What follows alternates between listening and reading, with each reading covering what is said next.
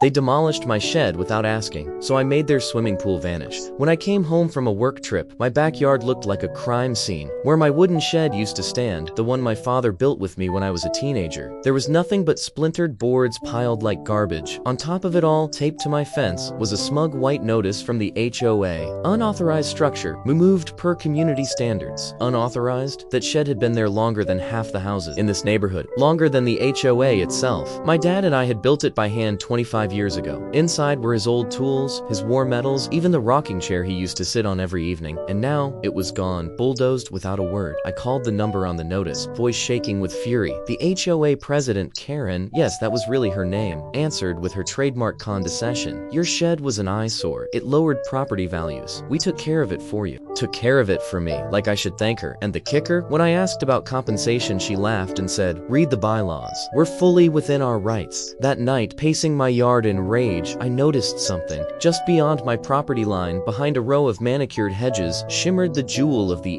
HOA, their Olympic-sized swimming pool, the pride of the neighborhood. Families flocked there every summer, kids screaming in joy, lifeguards blowing whistle. It was their crown, their showcase. And then I remembered something my grandfather once told me. Our land, my land, stretched further back than the fences suggested. Decades ago, the HOA had negotiated temporary use of a slice of my family's property to build that pool, a handshake deal, nothing more. The official deed still sat in my family's name. The next morning, I dug through old files in my attic, dusty folders, brittle paper, but there it was, the deed, black ink. Clear as day, the pool sat squarely on land that belonged to me. I wasted no time. By the following week, paperwork was filed with the county. 30 days later, stamped and approved, the pool was officially under my control, mine. On a hot July afternoon, right as the pool filled with families splashing in the water, I walked in with a legal officer and a roll of private property banners. One whistle, one announcement, and chaos broke loose. Lifeguards screamed for everyone to get out. Parents pulled their kids dripping from the water, and by sundown, a brand new iron gate sealed off the entire pool. Signs in bold red letters hung from every post. Private property. Trespassers prosecuted. The HOA board panicked. My phone blew up with calls. Karen shrieked, "You can't do this. The whole neighborhood relies on that pool." "Oh, but I can," I said, waving the deed in front of her face. "And I will, until I'm compensated for every dime you destroyed when you touched my shed." They tried lawyers. They tried threats. But in every courtroom and every meeting, the facts stood tall. They had trespassed. They had built on what was never theirs. And now it belonged to me. By the end of the month, the HOA caved. They cut me a check for $15,000, far more than the shed was worth, and begged me to lease the pool back. I refused. Instead, I drained it dry, filled it with gravel, and turned it into storage for my trailers and equipment. If you love this revenge story, hit that like button and subscribe.